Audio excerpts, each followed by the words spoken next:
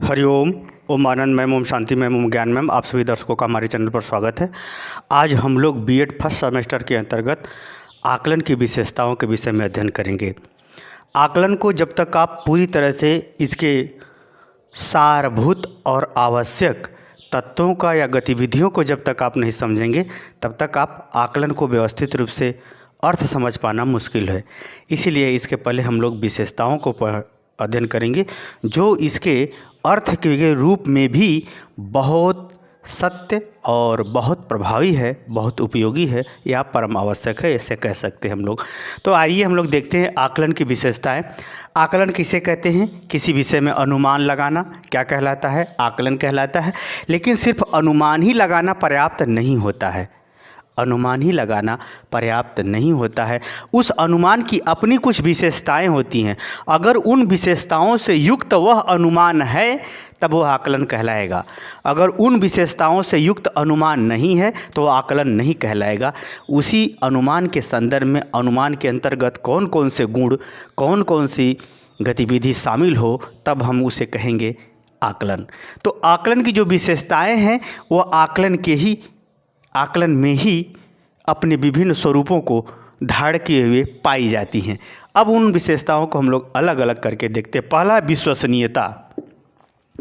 जैसे विश्वसनीयता मतलब विश्वास की नीयत कायम रखना, उसको क्या कह लेते हैं? विश्वसनीयता। जैसे आप अपने मित्र पर कब विश्वास करते हैं? जब वो आपको कभी धोखा नहीं देता या आपके व्यवहार में हमेशा शरीक रहता है, तब आप कहते हो कि हमको इस पर पूर्ण विश्वास है, ये ज़रूर मेरी सहायता करेगा या मेरे साथ चलेगा। तो उसी को क्या कहते हैं? विश्वसनीयता। यानी परिणाम जो है वो बार बार क्या हो? समान हो। परिणाम क्या हो? बार बार क्या हो? समान हो। तो उसे हम क्या कहते हैं? विश्वसनीयता। परिणामों में समानता, परिणामों में कई बार समानता या बार बार समानता होना क्या कहलाता है? विश्वसनीयता। तो आकलन में विश्वसनीयता होना चाहिए। कहने का हमारा ये तात्पर्य है कि यदि किसी विषय में आप आकलन कर रहे हैं तो उस आकलन या जो कुछ भी आप अनुमान लगा रहे हैं उस अनुमान के परिणामों में समानता होना चाहिए। जैसे आपने कहा कि ये लड़की निश्चित रूप से फर्स्ट क्लास पास होगी, हाई स्कूल भी, इंटर भी, बीए भी, एमए भी। इसका अर्थ ये कि आपका अनुमान बार बार सत्य हो रहा है, बार बार समान परिणाम आ रहे हैं कि वो फर्स्ट क्लास पास हो रही है। तो बार बार जो समान परिणाम आ रहे हैं या समान परिणाम के काफ़ी करीब परिणाम आ रहे हैं तो उसे कहा जाएगा कि आपका अनुमान सत्य है, आपका अनुमान सही है। तो आकलन में पहली विशेषता ये होनी चाहिए कि उसमें विश्वसनीयता का गुण पाया जाना चाहिए।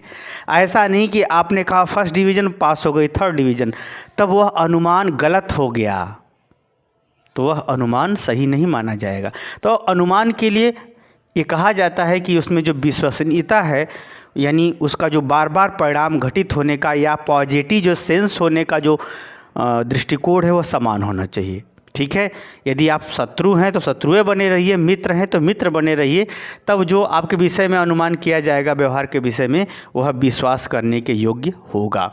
यानी विश्वसनीयता उसे कहते हैं जब आकलन के परिणामों में या आकलन के दृष्टिकोणों में समानता हो तो उसे हम कहते हैं विश्वसनीयता। यानी आकलन के लिए विश्वसनीयता भी आवश्यक है। दूसरा अगर देखें, वैधता। वैध और अवैध, जैसे एक छात्र के लिए जो व्यवहार सुनिश्चित किया गया है अगर वही व्यवहार वो करता है तो वह वैध है। अध्यापक के लिए सुनिश्चित किया गया कि आपको पढ़ाना है, यदि अध्यापक पढ़ाता है तो कहा जाएगा उसका व्यवहार वैध है, उचित है। यानी जिस कार्य के लिए जो चीज़ बनाई गई है अगर वही व्यवहार प्रदर्शित हो तो उसे हम कहते हैं वैध है। उसे हम क्या कहते हैं? वैध।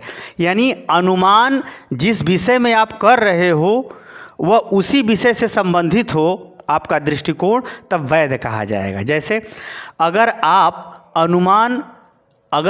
अनुमान गरीबी के बारे में कर रहे हो, अनुमान आप क्या कर रहे हो? गरीबी के बारे में कर रहे हो और गरीबों के कल्याण के लिए कर रहे हो या गरीबी की समस्या दूर करने के लिए कर रहे हो। जैसे आपने कहा गरीबी को दूर करने के लिए आपने अनुमान लगाया, तो ये कहा जाएगा गरीबी के लिए अनुमान आपका वैध है।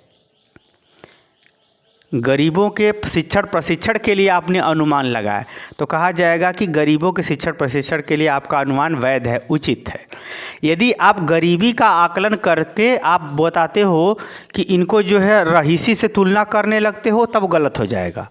यानी जो आधार है उस आधार के अनुसार ही अपनी ज्ञान या अपना अनुमान प्रदर्शित करते हो तो वह वैध कहा जाएगा। यानी विश्वसनीयता में, वैध आकलन में विश्वसनीयता भी होना चाहिए, और जिस कार्य के लिए वो बनाया गया है, जिस कार्य के लिए आप अपने अनुमान लगा रहे हैं, वह भी वैध होना चाहिए। यानी दोनों गुण होना चाहिए। यानी जिसके लिए आपने अनुमान लगाया उसका आधार भी वही होना चाहिए, तब वह वैध होगा, तब वह अनुमान आपका सही होगा। यह भी वैधता भी आकलन की या अनुमान की विशेषता है। तीसरा है मानकीकृत, स्टैंडर्डाइजेशन। मानकीकृत का मतलब होता है एक निश्चित पैमाना पर। जैसे सरकार कहती है कि अगर किसी का अनुमान 80% सत्य मिलता है या 95% सत्य मिलता है, 99% सत्य मिलता है, तो हम उसको मानकीकृत यानी एक हम मानवीय पैमाने के रूप में या उस विषय के रूप में एक पैमाने के रूप में हम सुनिश्चित कर देंगे। जैसे अगर आपने कोई बात का 50% सत्य है तो अब उसको मानकीकृत का मतलब है कि एक स्टैंडर्ड, एक पैमाना, एक स्तर प्रदान कर देना वैधानिक रूप से या शैक्षिक दृष्टिकोण से एक स्तर प्रदान कर देना, उसको क्या कहा जाता है? मानकीकृत। जैसे आपने कोई अनुमान लगाया तो विद्यालय में अपना अनुमान लगाया तो विद्यालय में उसकी जांच परख की जाएगी। अगर वह अनुमान सही निकलता है, 95% सत्य निकलता है, तब उस पर मुहर लगा दी जाती है कि यह अनुमान इस विषय के लिए सत्य है। तो धीरे धीरे वो आगे बढ़ता जाता है। तो जब सरकार उसे स्वीकृति दे देती है तो उसको कहा जाता है मानकीकृत। 70% 60% पर मानकीकृत नहीं होता, लगभग 90% से ऊपर ही अगर आपका अनुमान सत्य होता है तो उसे हम मानकीकृत कहते हैं। तो आकलन ऐसा नहीं है कि सिर्फ व्यवहार तक ही सीमित है, वह वैधानिक रूप से, प्रशासनिक रूप में भी एक स्तरीकरण की स्थिति के लिए भी स्वीकृत किया जाता है। उसे हम कहते हैं मानकीकृत। मानकीकृत का मतलब कि एक निश्चित आधार पर एक निश्चित सीमा तक सही व्यवहार को घटित होने का या अनुमान होने का वैधानिक प्रमाण प्रदान करना ही मानकीकृत कहलाता है। जैसे मैंने कोई बात कहा, बार बार मेरा आकलन सही हो रहा है, तो सरकार मेरे 90% मेरा आकलन सही हो रहा है, तो सरकार हमको एक प्रमाण दे देती कि इनका जो अनुमान है सत्य है, सही है। तो जितने लोग मुझसे पीछे पढ़ने वाले हैं वो लोग मेरे आधार पर ही अपने विषय का आकलन करने लगेंगे। एक प्रकार से यह होता है, सरकार द्वारा उच्च स्तरीय अनुमान को स्वीकृति प्रदान करना होता है। तो यानी आकलन जो होता है विश्वसनीयता के साथ वैधता भी होना चाहिए, उसके पास फिर उसमें वैधानिक स्वीकृति भी होना चाहिए। चौथा है व्यवहारिक। अनुमान हमेशा व्यवहार से रिलेटेड होना चाहिए। ऐसा नहीं कि कल्पना को हम अनुमान नहीं कहते हैं, कल्पना को हम अनुमान नहीं करते हैं, चिंतन को हम अनुमान नहीं कहेंगे, आपके मेहनत या प्रयास को हम अनुमान नहीं कहेंगे, बल्कि अनुमान वह है जो आपके व्यवहार से जुड़ी हुई, मानव व्यवहार से जुड़ी हुई हो। वह अलग बात है कि काफ़ी लोगों के व्यवहार से जुड़ा है कि कम लोगों के व्यवहार से जुड़ा है। तो आकलन कैसा होना चाहिए?